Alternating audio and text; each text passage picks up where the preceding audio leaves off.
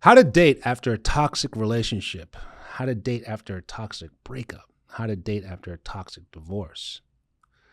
I know it's a very tough, heavy situation on any point of what you've gone through. But if you need help to learn how to date or put yourself back out there and you're curious and you're watching my video, send me a message. I'm going to help you out with that. Or you could just watch this video for free advice. Go back to my other playlist of my videos. Subscribe to my channel because there's 5 videos prior to this on this topic. I'm going to finalize and complete this topic with these 3 quick points on how to date after a toxic relationship. Watch the other videos, and that way you see 1 through 6 before we get to this 7th point on where we're at. This one is very important. After a toxic relationship, toxic breakup, toxic divorce, have a support system. Have a support system where if it's your friends, your family, your sister, your roommate, whoever, your coach, have a support system that has been checking on you, working with you, been there on those tough days, tough moments after that toxic breakup, toxic relationship, and lean on them when you're about to get back in the dating pool in the sense of checking up, checking in. Share the situation because they've heard the worst of what you've gone through. And if they're a good friend or a good family member, they're not going to want you to do that again. And sometimes if you've gone through a toxic situation, you just might still need some time to kind of remove some rust or some bad habits or bad tendencies of putting yourself in a toxic situation. Whereas your support system knows a little different. They're not emotionally involved. They see it clearly. It's black or white. They see red flags as right as they are. They'll be clear and distinct with certain situations where you might not be sure of.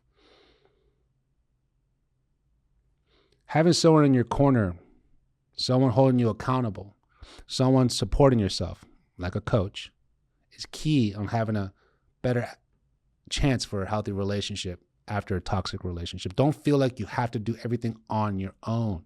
If you've gone through a breakup, divorce, or a toxic relationship, I'm sorry you went through that, but you don't have to continue the rest of your life alone. Build that support system. It's very important because in the beginning of the relationship, you might get too caught up too quickly. Maybe that's something you've done before. Or you may have a lot of doubts and fears because of navigating through uncharted territory. Maybe you have a lot of doubts and fears because you're holding yourself back because you're guarding yourself. You're scared. A defense mechanism. Your support system can serve as a sounding board to the truth. Whereas they're letting you know that's a red flag. Hold on, a little too much too soon. Oh, wow, I just thought that he was really nice. To another point of a sounding board, like what coach does, is like, I think you're sabotaging yourself because you're fearful that he actually is a nice person. Oh. Or you're sabotaging yourself because you think everyone's going to do something wrong to you because of the past. It's understandable to feel that, but not the truth. That's why it's good to have that support system to check in, to see. Reassure. Why not? You don't have to do this on your own. Which leads to number 2, trust your instincts, trust your gut, maybe question your heart. That's a tough one to say. I mean, I'm a relationship coach telling you to trust your gut and your instincts, but not your heart. Let me elaborate. If your heart always leads you to an unhealthy relationship, if your heart always leads you to a toxic partner or a toxic breakup, your heart might not be the smartest source or the smartest guide in dating. Your heart might be big, it might be caring, it might be beautiful, it might be sweet, but might not be the smartest, might not be the sharpest. That's where your gut and your instincts always do say something. Your gut and your instincts do always tell you the truth for your truth, where your heart can sometimes get drifted or sidetracked or delusional or just kind of infatuated with things you want to believe in. Trust your instincts. You know the old saying, if it sounds too good to be true, it probably is. Well, the same thing applies to relationship. If it's too good to be true, let's give it more time to really see if there's more truth to it compared to you going all in.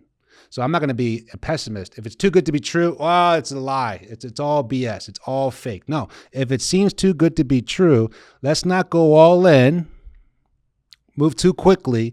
Let's literally give more time of this so good moment, this so good to be true feeling, and let's see if it is sustainable through time, consistent through time. Not perfect, but that's who they are, not what they're presenting.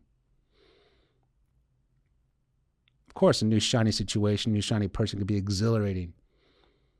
You don't want to even think about the possibility that it isn't all that. Well, I'd rather you have the truth compared to just being lied to or sold. It's essential to pay attention to your intuition. Everything might look picture perfect on the outside, but everyone's got flaws. Everyone's got insecurities. Everyone's got triggers. Everyone's got red flags.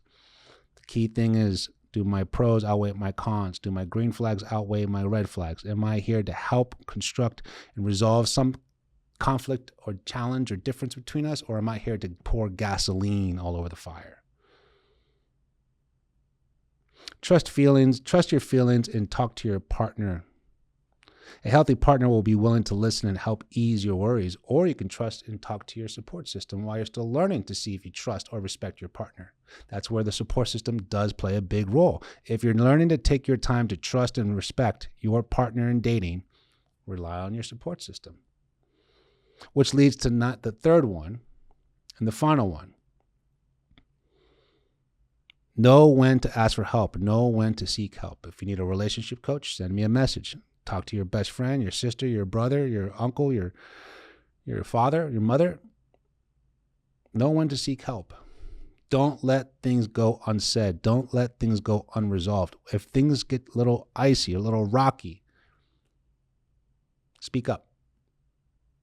Do not feel like you have to handle it on your own. Even if there is some form of, again, here's a little something I've learned more and more in my coaching calls, which I really highly value and respect, is that sometimes when someone's going through a toxic situation or an unhealthy scenario of their relationship, which I've heard it all, they ask for a relationship coach and they hire me because I'm the only one who knows the full truth. I'm the only one they feel they could talk to without being judged, because they feel they'd be judged by their family or their friends.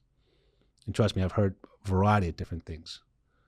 And to hear the relief of them sharing things and getting things off their head or off their chest to find a solution, find some guidance, find some support to make a better decision or a healthier decision, I take a lot of pride in that. I take a lot of heart to that. So understand, know when to seek help. You don't need to do everything on your own. If you need that help, you send me a message because I'm here to help. My name is Coach Andres, always here. Thank you very much. Take care.